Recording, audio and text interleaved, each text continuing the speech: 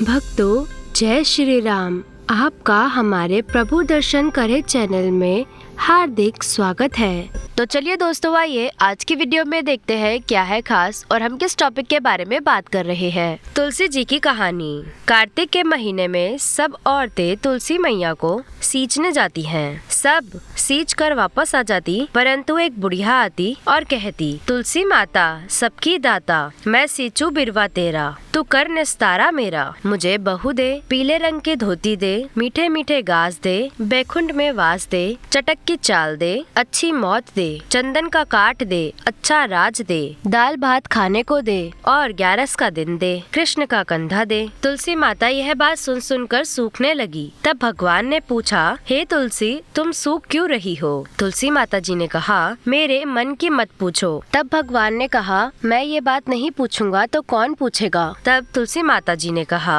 एक बुढ़िया रोज आती है और मुझसे ये बात कहकर जाती है, मैं सब बात तो पूरी कर दूंगी, पर कृष्ण का कंधा कहाँ से दूंगी? तब कृष्ण भगवान जी बोले, तुम चिंता मत करो, जब वो मरेगी मैं अपने आप कंधा दे दूंगा, तुम बुढ़िया माई से कह देना। कुछ समय बाद ही बुढ़िया माई मर गई। सारे गांव वाले इकट्ठे हो गए और उसे ले जाने लगे, तो वह इतनी भारी हो गई कि किसी से भी नहीं उठ रही थी। तब सबने कहा, ये तो इतनी पूजा पाठ करती थी, पाप नष्ट होने की माला फेरती थी, फिर भी भारी हो गई। तभी बूढ़े ब्राह्मण के रूप में भगवान आए और उन्होंने पूछा कि ये कैसी भीड़ है? तब सब लोग बोले, यहाँ एक बुढ़िया मर गई है, लगता है इसने बहुत सारे पाप किए हैं, इसीलिए किसी से भी उठती नहीं है। तब भगवान ने कहा, मुझे एक बात इसके कान में कहने दो, तब यह उठ जाएगी। भगवान ने उसके कान में एक बात बोली, बुढ़िया माई, अपने मन की निकाल ले, पीताम्बर की धोती ले, मीठे मीठे गास ले, वैकुंठ का वास ले, चटक की चाल ले, चंदन का काट ले, झालर की छनकार ले, दाल भात का जीमन ले, कृष्ण का कंधा ले। ये बात सुनते ही बुढ़िया माई हल्की हो गई। भगवान अपने कंधे पर उठाकर ले गए और उसे मुक्ति मिल गई। हे तुलसी माता, जैसे उसकी मुक्ति की वैसे ही हमारी भी करना। जैसे भगवान ने उसे कंधा दिया वैसे ही हमें भी देना। पीपल पतवारी की कहानी। एक गुजरी थी, उसने अपनी बहू से कहा कि तू दूध दही बेच आया कर। वो दूध दही बेचने गई। कार्तिक का महीना था। वहाँ पर सब औरतें पीपल सींचने आती थी। वो भी वहाँ बैठ गई और औरतों से पूछने लगी कि तुम क्या कर रही हो? औरतें बोली, हम तो पीपल पतवारी सींच रहे हैं। उसने पूछा, इससे क्या होता है? औरतों ने जवाब दिया, इसे करने से अन्न धन मिलता है, वर्षों का बिछड़ा हुआ पति मिलता है। तब गुजरी ने कहा, तुम तो पानी से सींच रही हो, मैं तो दूध दही से सींचूंगी। उसकी सास रोज कहती कि दूध दही बेचकर आई है तो पैसे ला कर दे। उसने कहा, जब कार्तिक का महीना पूरा हो जाएगा तब ला दूंगी। ऐसे ही करते करते कार्तिक का महीना पूरा हो गया। पूर्णिमा के दिन गुजरी पीपल पतवारी के पास धरना देकर बैठ गई। उन्होंने पूछा कि तू यहाँ क्यों पड़ी है? उसने कहा, मेरी सास दूध दही के पैसे मांग रही है, लेकिन मेरे पास पैसे नहीं है। पीपल ने कहा, मेरे पास पैसे नहीं है, ये फूल पत्ते कंकर पत्थर पड़े हैं, ये ले जा और इन्हें गुल्लक में रख दे। जब सास ने पूछा, बहू पैसे लाई है? तो गुजरी ने कहा, मैंने पैसे गुल्लक में रख दिए हैं। जब सास ने गुल्लक खोलकर देखा तो देखती ही रह गई, उसमें हीरे मोती जगमगा रहे थे। सास बोली, बहू, इतना पैसा तू कहाँ से लाई? बहू ने आकर देखा तो गुल्लक धन से भरी हुई थी। तब गुजरी ने कहा, सासू जी, मैंने तो 1 महीना दूध दही से पीपल पतवारी सींचा था और जब मैंने उनसे धन मांगा तो उन्होंने मुझे फूल पत्ते कंकर पत्थर दिए थे, जो मैंने गुल्लक में रख दिए थे। जी हाँ दोस्तों, वह सब तो हीरे मोती बन गए। तब सासू जी ने कहा कि अब की बार मैं भी पतवारी सींचूंगी। अब सासू क्या करती, दूध दही तो बेच आती और हांडी धोकर पीपल पतवारी में डाल आती। फिर बहू से कहती कि मुझसे पैसे मांग। बहू ने कहा, कभी बहू भी सास से पैसे मांगती है? तो सास बोली, नहीं, तुझे मांगने पड़ेंगे, तू मुझसे पैसे मांग। बहू ने सास से दूध दही के पैसे मांगे। तब सासू पीपल पतवारी के पास जाकर धरना देकर बैठ गई। उन्होंने उसे भी वही फूल पत्ते कंकर पत्थर दे दिए और कहा, जाकर इन्हें गुल्लक में रख दे। जब बहू ने उसे खोल कर देखा तो उसमें कीड़े मकोड़े किलमिला रहे थे।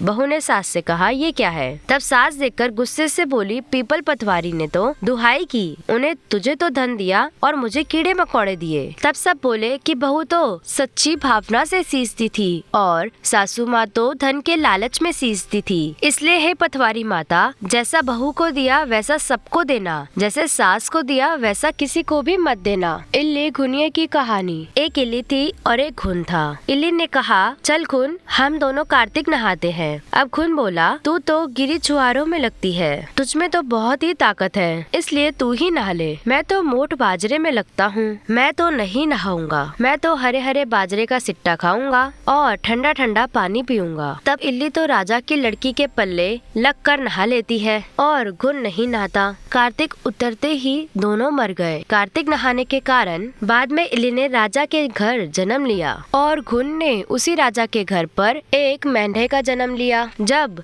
बेटी के विवाह का समय आया, बेटी ससुराल जाने के लिए विदा होने लगी तो उसकी बैलगाड़ी रुक गई। राजा रानी बोले कि बेटी, तूने बैलगाड़ी क्यों रोकी? तुझे जो चाहिए वह मांग ले। तब लड़की बोली, मुझे ये मेंढा चाहिए। वो बोले, ये क्या मांगा? तुझे जितना धन दौलत चाहिए वो तू ले जा, लेकिन ये मेंढा लेकर क्या करेगी? लेकिन वह नहीं मानी और बोली, मुझे तो यही मेंढा चाहिए। तब उन्होंने उसके रथ के पीछे उसे बांध दिया और वो कूदता कूदता रथ के पीछे चला गया। जब रानी महल में जाने लगी तो उसने सीढ़ियों के नीचे मेंढे को बांध दिया। अब जब भी रानी सीढ़ी उतरती तो मेंढा कहता, ओ सुंदरी, मुझे थोड़ा पानी पिला दो। तब रानी कहती, जब मैं तुझे नहाने को कहती थी तो तू कहता था मैं तो बाजरा खाऊंगा और ठंडा ठंडा पानी पीऊंगा। एक दिन रानी की दो रानी जेठानी ने रानी को ऐसे बात करते देखा तो उन्होंने अपने देवर को सिखा दिया, तू यह कैसी जादूगरनी रानी लेकर आया है? इंसानों से तो सब लोग बात करते हैं और यह जानवरों से बात करती है। राजा बोला कि मैं कानों से सुनी बातें नहीं मानता, अपनी आँखों से देखकर ही मानूंगा। अगले दिन वह छुपकर वहाँ बैठ गया और उसने देखा रानी जब महल से नीचे उतरी तो मेंढे ने फिर से वही बात बोली और रानी ने फिर से वही जवाब दिया। वह अपनी तलवार निकालकर खड़ा हो गया और बोला, तू इस जानवर से क्या बात कर रही है? सारी बात बता, नहीं तो तुझे अभी तलवार से यहीं पर खत्म कर दूंगा। रानी ने कहा कि औरत का भेद नहीं खोलना चाहिए। तब राजा ने कहा, मैं कुछ नहीं जानता, मुझे तो जो बात है वही बात पता करनी है। तब रानी ने कहा, पिछले जन्म में मैं तो इल्ली थी और ये घुन था। तब मैंने इसे कहा, चल घुन, कार्तिक नहाते हैं, तो ये नहाया नहीं था, जिससे ये मेंढा बन गया और मैं राजा की बेटी के पल्ले लगकर नहा लेती थी, तो उसके पुण्य से मैंने राजा के घर जन्म लिया। इसलिए हम दोनों पिछले जन्म की बातें कर रहे थे। यह बात सुनकर राजा ने पूछा, क्या कार्तिक नहाने से इतना फल मिलता है? तब रानी ने कहा, कार्तिक में नहाने के पुण्य फल से ही मैं आपके घर में राजपाट कर रही हूँ। तब राजा ने कहा, अगर इसका इतना ही फल है तो अब हम दोनों जोड़े से नहाएंगे और बहुत ही ज्यादा दान पुण्य भी करेंगे, जिससे आगे जाकर हमें बहुत ज्यादा सुख मिलेगा। दोनों जने कार्तिक नहाने लगे और राजा के घर में बहुत सारी धन संपत्ति हो गई। हे कार्तिक महाराज, जैसा इल्ली को सुख दिया वैसा ही सुख आप सबको देना, जैसा घुन को दिया वैसा किसी को भी मत देना। लपसी तपसी की कहानी। एक लपसी था और एक तपसी था। तपसी तो भगवान की तपस्या करता था और लपसी सवा शेर की लापसी बनाकर भगवान का भोग लगाता और घंटी बजाकर जीम लेता था। एक दिन दोनों ही लड़ने लगे। लपसी बोला, मैं बड़ा हूँ और तपसी बोला कि मैं बड़ा हूँ। तभी वहाँ नारद जी आए और उनसे पूछने लगे कि तुम क्यों लड़ रहे हो? तब लपसी ने कहा कि मैं बड़ा हूँ और तपसी ने कहा कि मैं बड़ा हूँ। तपसी बोला, मैं सारे दिन भगवान की पूजा करता हूँ। नारद जी बोले कि मैं तुम्हारा फैसला कर दूंगा। अगले दिन तपसी जब नहाकर वापस आ रहा था तो नारद जी ने 1.25 करोड़ की अंगूठी उसके आगे फेंक दी। उसने आँख खोलकर देखा 1.25 करोड़ की अंगूठी पड़ी है। उसने वह अंगूठी उठाकर अपने घुटने के नीचे दबा ली और तपस्या करने लगा। लपसी सुबह उठा, नहाकर 1.25 सेर की लापसी बनाई, भगवान को भोग लगाकर घंटी बजाकर जीमने लगा। इतने में नारद जी आए और दोनों को बिठाया। तब दोनों बोले, महाराज अब बताइए हम में से कौन बड़ा है? तब तपसी ने फिर कहा कि मैं बड़ा हूँ। नारद जी बोले, तू अपना घुटना उठा। घुटना उठाया तो उसके नीचे से 1.25 करोड़ की अंगूठी निकली। तब नारद जी बोले, तूने ये अंगूठी चुराई है, इसलिए तेरी तपस्या भंग हो गई, इसलिए लपसी बड़ा है। तब लपसी बोला, महाराज मेरी तपस्या का फल फल कैसे मिलेगा? तब नारद जी बोले, तेरी तपस्या का फल कार्तिक नहाने वाली ही देंगी। वो बोला, कार्तिक नहाने वाली कैसे देंगी? तब नारद जी बोले कि सबकी कहानी कहकर तेरी कहानी नहीं कहेंगे तो कार्तिक का फल तुझे मिल जाएगा। धोती देकर अंगोछा नहीं देगी तो उसका फल तुझे मिल जाएगा। सीधा देकर दक्षिणा नहीं देगी, ब्राह्मण जमा कर दक्षिणा नहीं देवे तो उसका फल तुझे हो जाएगा। दीवा चास कर हाथ न जोड़े तो उसका फल भी तुझे मिल जाएगा। दाहिने हाथ से नाड़ा बांधे तो उसका फल तुझे मिल जाएगा। इतना कहकर नारद जी चले गए। लपसी बड़ा हो गया। गंगा यमुना की कहानी। एक गंगा थी और एक यमुना थी। दोनों बहनें एक साहूकार के खेत में से जा रही थी तो यमुना जी ने 12 जौ के दाने तोड़ लिए। अब गंगा जी बोली कि बहन, तेरे तो प्रायश्चित लग गया, ये तो चोरी हो गई। तब यमुना बोली कि बहन, अब ये प्रायश्चित कैसे पूरा होगा? तब गंगा ने कहा, 12 वर्ष तक साहूकार के यहाँ नौकरी करेगी तब तेरा प्रायश्चित पूरा होगा। यह सुनकर यमुना साहूकार के यहाँ गई और बोली, मुझे नौकरी पर रख लो, मैं तुम्हारे सारे काम कर दूंगी, बस 4 काम नहीं करूंगी। एक तो झूठे बर्तन नहीं मांजूंगी, झाड़ू नहीं लगाऊंगी, बिस्तर नहीं बिछाऊंगी और दिया नहीं जलाऊंगी।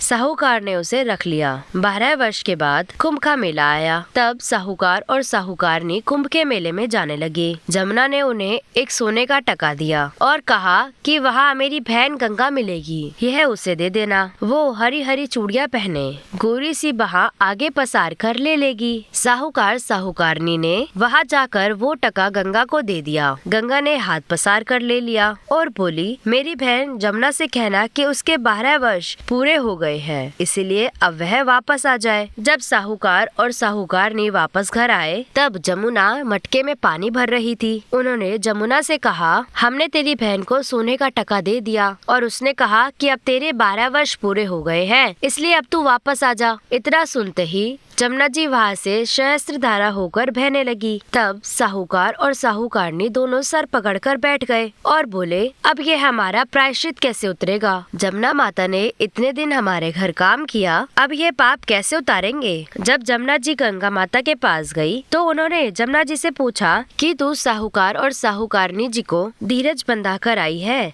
या नहीं? तो वो बोली, मैं तो कुछ भी नहीं कह कर आई। तब गंगा जी बोली कि उनके पास जा और उन्हें धीरज बंधा कर आ, नहीं तो उन्हें संतोष कैसे होगा? तब जमुना जी ने साहूकार साहूकारनी जी को सोने में दर्शन दिए और बोली कि उठो, मैं जमुना जी हूँ, तुम ऐसे सर पकड़कर क्यों बैठे हो? उठकर खाओ पियो। वो बोले, हम कैसे उठे? हमारे सर पर इतना बड़ा पाप लग गया है, हमने आपसे ऊंचा नीचा सारा काम कराया। तब जमुना जी बोली कि तुम्हारे सर पर कोई पाप नहीं लगा है, मैं तो अपना पाप उतारने आई थी। मैं तुम्हारे खेत से जा रही थी और मैंने जौ के 12 दाने तोड़ लिए थे, इसलिए मुझे उसका प्रायश्चित करना था, जिसके लिए मैं तुम्हारे घर में काम कर रही थी। अब मेरे 12 साल पूरे हो गए हैं, इसलिए मैं वापस आ गई हूँ। अब तुम्हारी मुक्ति हो जाएगी। जब साहूकार साहूकारनी ने उठकर देखा तो उनका घर धन से भरा हुआ था। हे गंगा माता, हे जमुना माता, जैसे आपने साहूकार साहूकारनी को दर्शन दिए और उनकी मुक्ति कराई, वैसे हमारी भी कराना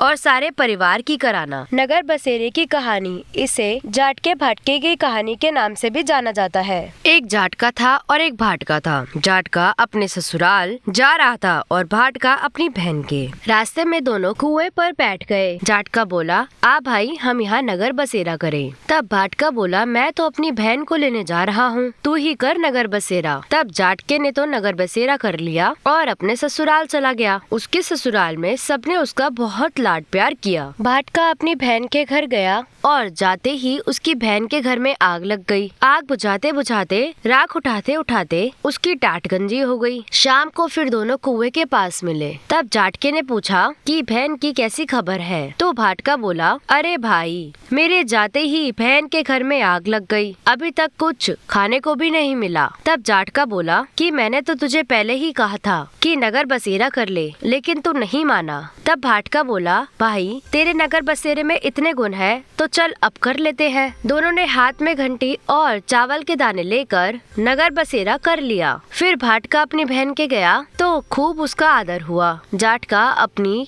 औरत को लेकर घर जाने के लिए निकला। रास्ते में फिर वही कुआं पड़ा। तब जाटका बोला, आ भाई नगर बसेरा करे। तो भाटका बोला, मेरे तो घर पर माँ है, मेरा इंतजार कर रही होगी, जाते ही चूरमा खाने को मिलेगा, तू ही नगर बसेरा कर। इतना सुनकर जाटके ने नगर बसेरा कर लिया और चला गया। भाटका जब घर गया तो उसकी भैंस खो गई। तब उसके बाप ने लाठी उठाई और कहा, बहन के यहाँ गया तो आग लग गई, यहाँ आया तो भैंस चोरी हो गई, पहले भैंस ढूंढ कर ला, तब तेरे को रोटी मिलेगी। उसको सारा दिन भैंस ढूंढते हुए हो गया, लेकिन भैंस नहीं मिली। बाजार में दोनों मिले। अब जाटके ने पूछा कि भाई क्या खबर है? तब भाटका बोला, आते ही मेरे बाप की भैंस खो गई, उसे ढूंढ रहा हूँ। दोनों ने फिर से नगर बसेरा किया। जब वो वापस आने लगा तो रास्ते में भैंस मिल गई। जब भैंस लेकर घर आया तो उसकी माँ बाप से बोली, तुमने आते ही उसे निकाल दिया, बेचारा सारा दिन भूखा रहा होगा। आते ही उसने भाटके को खाना खिलाया और फिर सारी नगरी में ढिंडोरा पिटवा दिया कि कार्तिक के महीने में या पीहर ससुराल जाते समय सब ही नगर बसेरा करे। 8 वार की कथा। एक माँ बेटा थे। माँ गंगा जी नहाने गई तो बहू से कह गई, मेरे बेटे को सुबह रोटी दे देना। उसने कहा, अच्छा माँ जी मैं दे दूंगी। सुबह बेटा बोला, माँ रोटी दे दो। तब बहू बोली, ना माँ है ना रोटी है, कमा के लाओगे तो ही रोटी दूंगी। बेटा बोला, मुझे तो कमाना नहीं आता। लेकिन बहू नहीं मानी। तब बेटा बोला, अच्छा 4 रोटी और आम का अचार मुझे दे दो। बहू ने यही बनाकर दे दिया। वह रोटी लेकर कुएं के पास उदास होकर बैठ गया और सोचने लगा कि मैं तो कमाना जानता नहीं, अब क्या करूं? भगवान ब्राह्मण का भेष बनाकर वहां पर आए और बोले, तुम ऐसे उदास क्यों बैठे हो? वह बोला, मेरी पत्नी ने कहा है कि कमा कर लाओगे तो ही रोटी दूंगी, लेकिन मुझे कमाना नहीं आता। तब भगवान बोले, भैया कमाना तो मैं भी नहीं जानता, लेकिन मैं 8 वारों का नियम जानता हूँ, जिससे तुम्हारे अटूट भंडार हो जाएंगे। चावल के दाने और घंटी ले लो, ढके बर्तनों को उखाड़ो और उल्टों को सीधा करो। ब्राह्मण ने कहानी कही और उसने सुनी। इतवार, सोमवार, मंगलवार, बुधवार, बृहस्पतिवार, शुक्रवार, शनिवार, 8 वारों का आसरा, भरियो पीरो सासरा। बस उसके अटूट भंडार होते चले गए। जब घर पहुंचा तो बीवी बोली, क्या लाए हो? उसने कहा, 8 वारों का नियम लाया हूँ। तब बीवी ने सोचा, चलो कुछ तो लाया है। वो बोला, चावल के दाने ले, घंटी ले, उल्टों को सीधा कर, ढकों को उखाड़। फिर उसने कहानी कही। बीवी ने सुनी। इतवार, सोमवार, मंगलवार, बुधवार, बृहस्पतिवार, शुक्रवार, शनिवार, 8 वारों का आसरा, भरियो पीरो सासरा। कुछ दिन बाद वह बहू से बोला, मैं बेटी के जा रहा हूँ। फटे से कपड़े पहनकर बेटी के घर गया तो बच्चे बोले, नाना आए, नाना आए। बेटी बोली, कैसे भेष में आए हैं? बच्चे बोले, मैले भेष में आए हैं। बेटी ने उसकी कोई इज्जत नहीं करी। उसने बेटी से कहा, बेटी मेरी 8 वारों की कहानी सुन ले। बेटी बोली, बापूजी मेरा तो मुंह झूठा है। तब उसके पिता भूखे ही सो गए। अगले दिन बेटी को तरस आया, लाओ बापूजी कहानी सुनाओ। तब बाप ने कहा, चावल के दाने ला,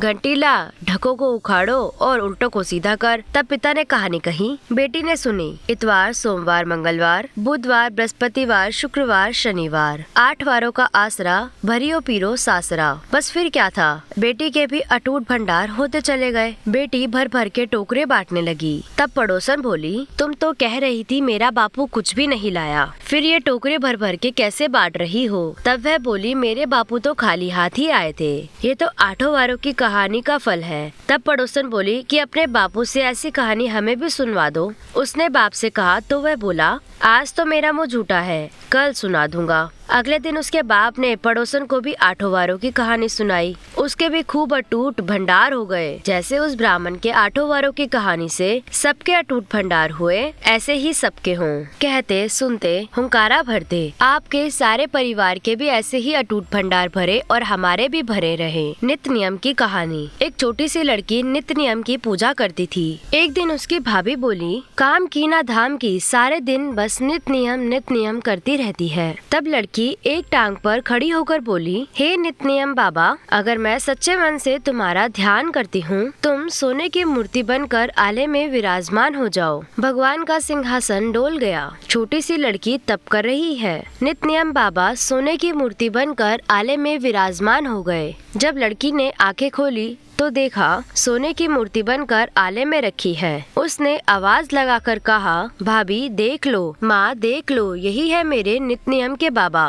अब माँ और भाभी भी दोनों नित्यनेम बाबा का ध्यान करने लगे। हे नित्यनेम बाबा, जैसे ही उस छोटी लड़की की इज्जत रखी वैसे ही आप सबकी इज्जत रखना। कहते सुनते ओंकारा भरते अपने सारे परिवार का रखना, हमारा भी रखना। कार्तिक की कहानी। एक बुढ़िया माई कार्तिक का व्रत रखा करती थी। कृष्ण भगवान रोज उसके लिए खिचड़ी का एक कटोरा रख जाते और बुढ़िया व्रत खोल लेती थी। उसकी पड़ोसन यह देखकर जलती थी कि इसका कोई नहीं है, फिर भी इसे रोज खिचड़ी खाने के लिए मिल जाती है। एक दिन बुढ़िया कार्तिक नहाने गंगा जी गई। भगवान आए और खिचड़ी का बेला मकान में रखकर चले गए। पड़ोसन ने खिचड़ी का बेला उठाकर मकान के पिछवाड़े में फेंक दिया। बुढ़िया आई तो उसे खिचड़ी का बेला कहीं पर भी नहीं मिला। वह भूखी रही और कहने लगी, कहाँ गई मेरी खिचड़ी, कहाँ गया मेरा बेला। पिछवाड़े में खिचड़ी के 2 फूल बन गए। राजा आया और उन फूलों को तोड़कर ले गया। रानी ने जब वह फूल सूंघे तो उसे गर्भ रह गया। राजा रानी की कोई संतान नहीं थी। उन फूलों को सूंघने से रानी के 2 लड़के हुए।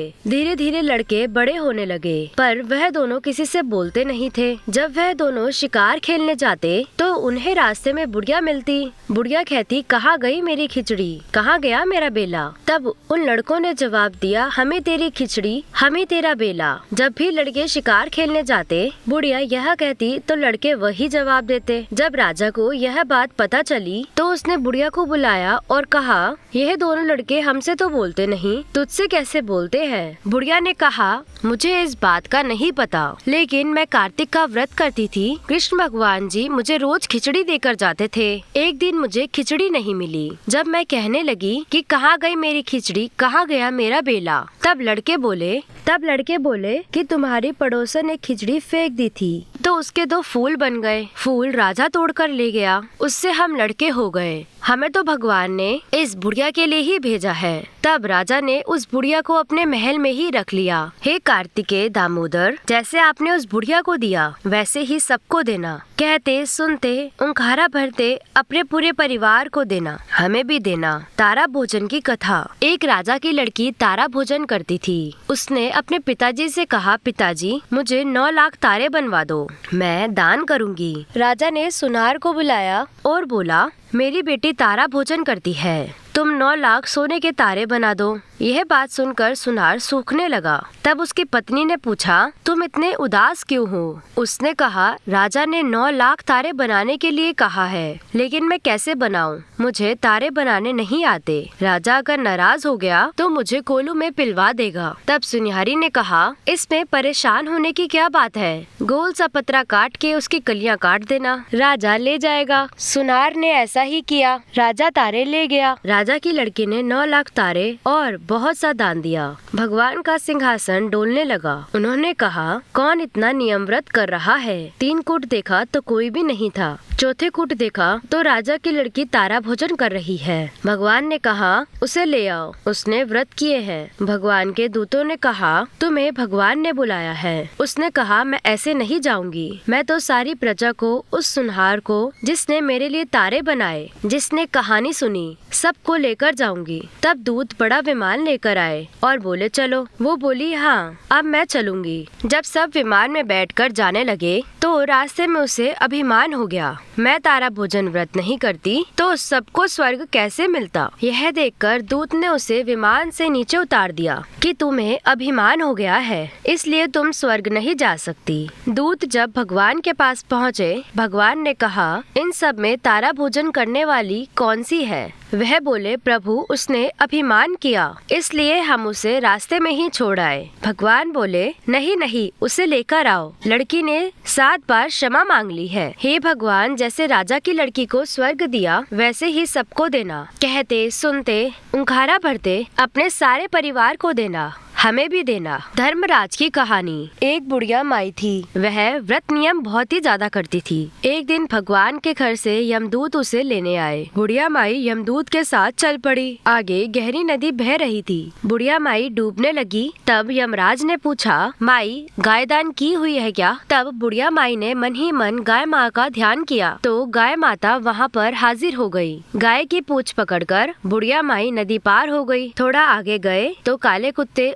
उसे खाने को दौड़े। तब यमराज ने पूछा, कुत्ते को रोटी दी है क्या? तब बुढ़िया माई ने मन में कुत्ते का ध्यान किया। कुत्ते वापस चले गए। आगे चली तो काले कौवे बुढ़िया माई को चोंच मारने लगे। तब यमराज जी ने कहा, ब्राह्मण की बेटी को सर में तेल लगाने के लिए दिया है या नहीं? बुढ़िया माई ने ब्राह्मण की बेटी को याद किया तो कौवे ने चोंच मारना छोड़ दिया। आगे गई तो पैरों में कांटे चुभने लगे। तब यमराज जी ने कहा, कभी चप्पल दान की है क्या? बुढ़िया माई ने याद किया तो चप्पल पैरों में आ गई। आगे चली, चित्रगुप्त जी ने यमराज से कहा, आप किसको ले आए हो? तब यमराज जी ने कहा, बुढ़िया माई ने दान पुण्य तो बहुत किया, लेकिन धर्मराज जी का कुछ भी नहीं किया, इसीलिए आगे के द्वार बंद है। तब बुढ़िया माई बोली कि मुझे 7 दिनों के लिए धरती पर वापस जाने की आज्ञा दे दो। 7 दिन तक कहानी सुनकर उद्यापन करने के बाद मैं वापस आ जाऊंगी। बुढ़िया माई वापस धरती पर आ गई। पूरे गांव में खबर फैल गई कि बुढ़िया माई भूतनी का रूप लेकर वापस आ गई है। जब वह अपने घर गई तो बेटा बहू ने भूतनी समझकर घर के दरवाजे बंद कर दिए। तब उसने बेटे बहू से कहा कि मैं भूतनी नहीं हूँ, मैं तो धर्मराज जी के कहने पर वापस आई हूँ। मैं हर दिन धर्मराज जी की कहानी सुनकर उद्यापन कर कर वापस प्रलोक चली जाऊंगी। यही सुनकर बेटे ने उद्यापन की सारी सामग्री इकट्ठी कर दी, लेकिन कहानी का उंखारा नहीं भरा। तब बुढ़िया माई पड़ोसन के पास गई और उसे कहानी सुनने को कहा। पड़ोसन ने कहानी सुनी और उंखारा भर दिया। बुढ़िया माई ने 7 दिनों के बाद कहानी सुनकर उद्यापन कर दिया और सारा सामान दान कर दिया। धर्मराज जी ने बुढ़िया के लिए धरती पर विमान भेजा। विमान देखकर सभी गाँव वाले स्वर्ग जाने के लिए तैयार हो गए। तब बुढ़िया माई बोली, मेरी कहानी तो सिर्फ पड़ोसन ने सुनी है। सारे गांव वालों ने बुढ़िया माई के पैर पकड़ लिए और उसे धर्मराज जी की कहानी सुनाने के लिए कहा। कहानी सुनने के बाद सभी विमान में बैठकर स्वर्ग पहुंच गए। तब धर्मराज जी बोले, मैंने तो सिर्फ बुढ़िया माई के लिए विमान भेजा था, यहाँ तो पूरे गांव वाले ही इकट्ठे हो गए। तब बुढ़िया माई ने कहा कि मेरी कहानी इन सब ने भी सुनी है, इसीलिए आधा पुण्य इनको भी दे दो। तब धर्मराज जी ने सारे गांव वालों को स्वर्ग में वास दिया। हे धर्मराज जी महाराज, जैसे बुढ़िया माई को स्वर्ग में वास दिया, वैसे आप सभी को देना। कहते सुनते हुंकारा भरते सारे परिवार को देना, हमें भी देना। लक्ष्मी जी की कहानी। एक साहूकार की बेटी थी। वो हर रोज पीपल सींचने जाती थी। पीपल में से लक्ष्मी जी निकलती और कहती, मेरी सहेली बन जा। एक दिन लड़की ने कहा, मैं अपने पिताजी से पूछकर कल बताऊंगी। घर जाकर उसने पिता को सारी बात कही। पिताजी बोले, वो तो लक्ष्मी जी हैं, हमें और क्या चाहिए, सहेली बन जा। दूसरे दिन लड़की जब फिर गई तो लक्ष्मी जी निकलकर बोली, मेरी सहेली बन जा। तो लड़की ने कहा, ठीक है, बन जाऊंगी। दोनों सहेली बन गई। लक्ष्मी जी ने उससे अपने घर खाने पर आने के लिए न्योता दिया। घर आकर लड़की ने बाप से कहा, मेरी सहेली ने मुझे खाने का न्योता दिया है। तब बाप ने बोला, सहेली के जीमने जाइयो, अपना घर संभाल कर जाइयो, लेकिन कोई बात नहीं, चली जा। जब लक्ष्मी जी के यहाँ वह जीमने गई तो लक्ष्मी जी ने उन्हें शाल 2 शालें ओढ़ने के लिए दी, परखने के लिए रुपए दिए, सोने की चौकी, सोने की थाली में 36 प्रकार का भोजन लगाया। जब वह जीम कर जाने लगी, लक्ष्मी जी ने उसका पल्ला पकड़ लिया और बोली, सखी मैं भी तेरे घर जीमने आऊंगी। उसने कहा, ठीक है, आ जाना। घर आकर वह उदास होकर बैठ गई। तब उसके बाप ने पूछा, बेटी लक्ष्मी जी के यहाँ तो तू जीम कर आई है और उदास क्यों बैठी है? तो उसने कहा, पिताजी लक्ष्मी जी ने मुझे इतना सब कुछ दिया, इतनी तरह का भोजन कराया, लेकिन मैं उन्हें कैसे जिमाऊंगी? हमारे घर पर तो कुछ भी नहीं है। तब बाप ने कहा, कोई बात नहीं, जैसा हमारे पास होगा हम वैसा ही करेंगे। तू ऐसा करियो, गोबर मिट्टी से चौका देकर सफाई कर लियो, फिर 4 मुंह वाला दिया जलाकर लक्ष्मी जी का नाम लेकर रसोई में बैठ जाइयो और अपने पास एक लड्डू रख लियो। लड़की ने वैसा ही किया। उसी समय वहाँ की रानी अपने महल में नहा रही थी। एक चील उसका 9 लक्खा हार उठाकर ले गई। लड़की के पास रखा लड्डू देखकर वो लड्डू तो उठाकर ले गई और हार वहीं छोड़ गई। लड़की हार को तोड़कर उसका एक टुकड़ा लेकर बाजार में गई और दुकानदार को बोली कि मुझे सब सामान दे दो। तब सुनार ने पूछा कि क्या क्या चाहिए। उसने कहा, सोने की चौकी दो, सोने का ही थाल दो,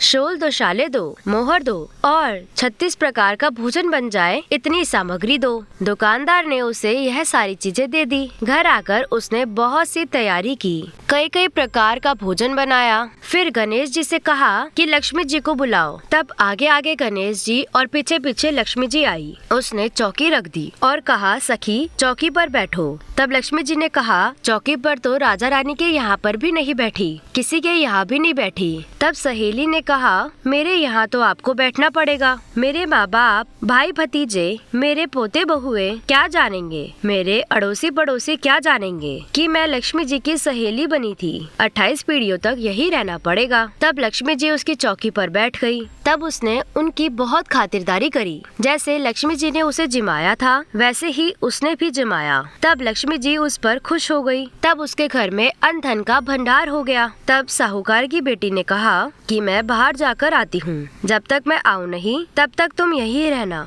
इतना कहकर वह बाहर चली गई। फिर वह वापस आई नहीं और लक्ष्मी जी गई नहीं। उसके घर में धन दौलत का अटूट भंडार हो गया। हे लक्ष्मी मैया, जैसा तुमने साहूकार की बेटी को दिया वैसा आप सबको देना। कहते सुनते उंघारा भरते अपने सारे परिवार को देना, हमें भी देना। पीहर में, ससुराल में, बेटों पोतों को, पूरे परिवार को, सबको देना। हे लक्ष्मी माता, सबका दुख दूर करना, दरिद्रता दूर करना, सबकी मनोकामनाएं पूरी करना। आंवला नवमी की कहानी। एक आमलीय राजा था। वो रोज 1 मन सोने के आमले दान करके उसके बाद ही खाना खाता था। एक दिन उसके बेटे बहुओं ने सोचा कि रोज यह इतने आमले का दान करेंगे तो हमारा तो सारा धन खत्म हो जाएगा, इसीलिए इनका दान देना बंद कर देना चाहिए। बेटा आया और राजा से बोला कि आप तो ऐसे सारा धन ही लुटा दोगे, इसीलिए आज से आप आमले का दान नहीं करोगे। तब राजा और रानी दुखी होकर उजाड़ जंगल में जाकर बैठ गए।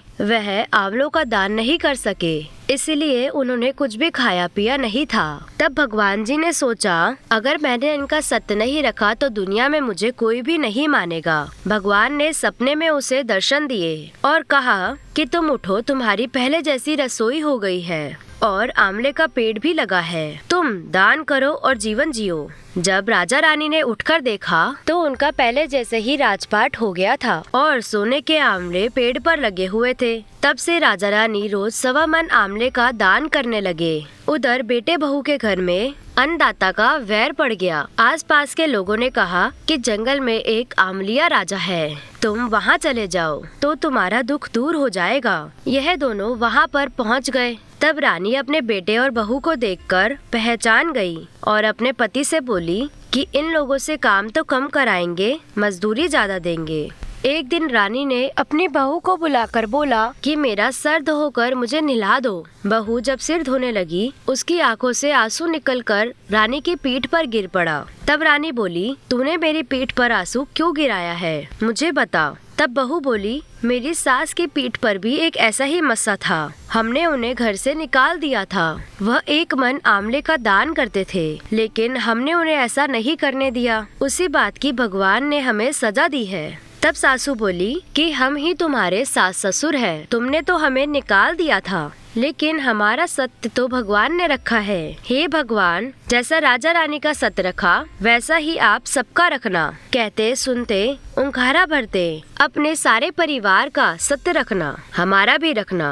पंच भिखू की कहानी। एक साहूकार के बेटे की बहू थी। वह कार्तिक के महीने में सुबह जल्दी उठकर गंगा जी नहाने जाती थी। वह पराये पुरुष का मुंह नहीं देखती थी। राजा का लड़का भी महागंगा जी नहाने आता था। राजा का लड़का कहता कि जब मैं सुबह नहाऊं तो मेरे से पहले कोई भी नहीं नहाना चाहिए। जब 5 दिन कार्तिक के रह गए तो उस दिन साहूकार के बेटे की बहू नहाकर वापस ही जा रही थी और राजा का बेटा आ रहा था। शोर सुनकर वह जल्दी से जाने लगी, जिससे अपने मोती की माला को वहीं पर भूल गई। जब राजा के बेटे ने वो मोती की माला देखी तो बोला कि यह माला किसकी है? जब माला इतनी सुंदर है तो तो इसे पहनने वाली कितनी सुंदर होगी। उसने सारे शहर में ढिंढोरा पिटवा दिया, जिसकी यह माला है वो मेरे पास 5 रात आएगी तो मैं उसकी ये माला वापस दूंगा। साहूकार के बेटे की बहू ने कहला दिया, मैं 5 दिन आऊंगी, लेकिन किसी को साग भरने के लिए मेरे साथ में बिठा देना। राजा ने साग भरने के लिए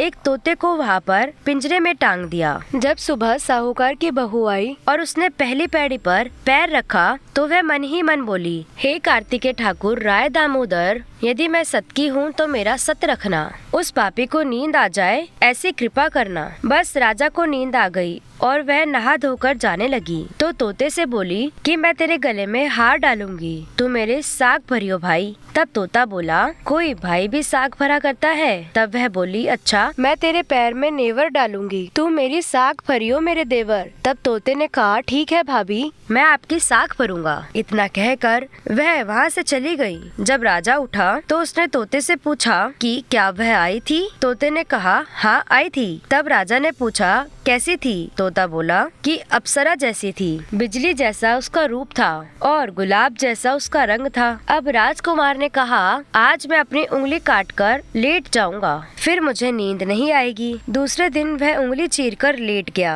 सुबह साहूकार के बेटे की बहू आई और उसने मन ही मन भगवान से फिर वही प्रार्थना करी। फौरन ही राजकुमार को नींद आ गई और वह नहाकर चली गई। उठकर उसने तोते से फिर पूछा तो तोते ने सारी बात बता दी। तब राजकुमार बोला, आज मैं आँखों में मिर्च डालकर बैठूंगा। रात को वह आँखों में मिर्च डालकर बैठ गया। सुबह जब वह आई, राजकुमार को फिर नींद आ गई और वह नहाकर चली गई। राजकुमार ने तोते से पूछा कि क्या वह आई थी। तो उसने कहा, हाँ आई थी। फिर उसने कहा, आज तो बिना बिस्तर के बैठूंगा। रात को वह बिना बिस्तर के बैठ गया। जब वो नहाने आई, उसने भगवान से फिर वही बात कही और राजकुमार को नींद आ गई। राजकुमार ने फिर उठकर देखा, वो तो आज फिर नहा के चली गई। तब वह बोला, आज तो मैं आग की अंगीठी जलाकर ही बैठूंगा, जिससे नींद नहीं आएगी।